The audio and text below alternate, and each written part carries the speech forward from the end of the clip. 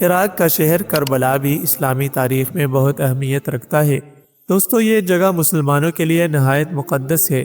یہ شہر پہلے موجود نہیں تھا، بلکہ ایک ریگستان ہی تھا اور جنگ کا میدان تھا، جہاں 680 عیسوی میں ایک جنگ ہوئی جسے جنگ کربلا کہا جاتا ہے۔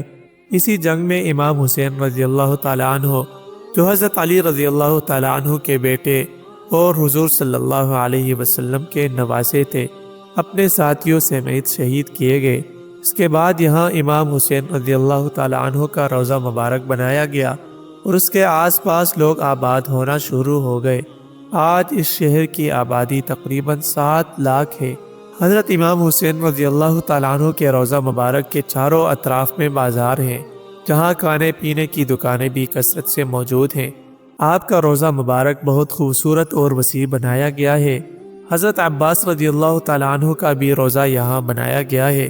آپ کو ہماری ویڈیو کیسے لگی؟